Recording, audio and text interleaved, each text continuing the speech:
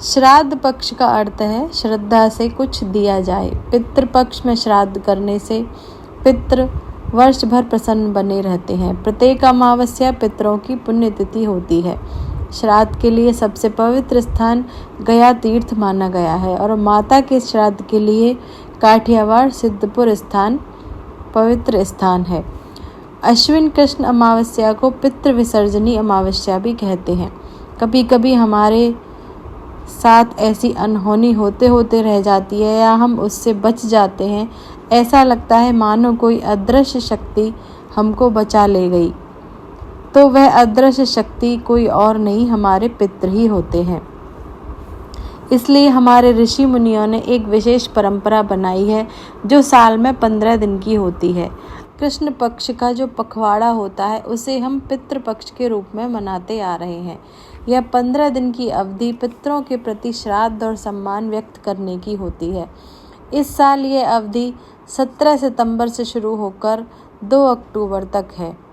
जिस प्रकार देव श्रेणी, भूत प्रेत की श्रेणी, यक्ष श्रेणी होती है, उसी प्रकार पितरों की भी एक श्रेणी होती है। पितरों की अपनी एक दुनिया होती है। चंद्रलोक से ऊपर भी एक लोक है जो पितृलोक कहलाता है। वहीं पितरों का रहने का स्थान होता है। हमारे ऋषि मुनियों ने हजारों साल पहले ये बातें लिख दी थीं जो पूर्णतः सत्य हैं। हमारे जो पितृ होते हैं वह सूक्ष्म शरीरधारी लोग होते हैं जिनके शरीर के चारों तरफ एक प्रकाश का आवरण होता है जो कभी कभी दिखाई भी देता है।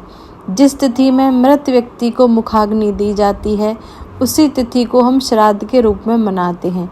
जिन लोगों को अपने पितरों की तिथि नहीं पता होती उनको श्राद्ध पक्ष की अमावस्या को उनका श्राद्ध करना चाहिए।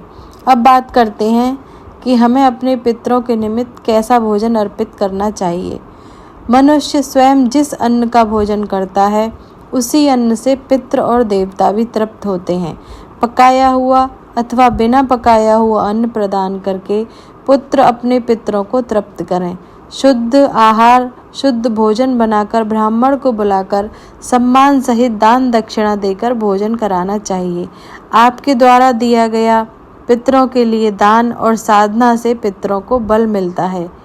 पंचबली क्या होती है? पंचबली का मतलब होता है भेंट देना, जो हमें पितृ अमावस्या को निकालनी चाहिए, जिसमें किसी भी प्रकार के 5 पत्ते लेकर उनके ऊपर भोज्य पदार्थ रखकर क्रमशः गाय, कुत्ते, कौए, देवादि और चींटियों के लिए ग्रास निकालना चाहिए और प्रणाम करना चाहिए। खास तौर से पितृ अमावस्या के दिन सभी पितृ धरती पर आते हैं और हमें बहुत ही सम्मान और श्रद्धा से अपने पितरों के समक्ष श्राद्ध करना चाहिए। तभी वह हमें प्रसन्न होकर, तृप्त होकर शुभ आशीष अवश्य ही प्रदान करते हैं। धन्यवाद।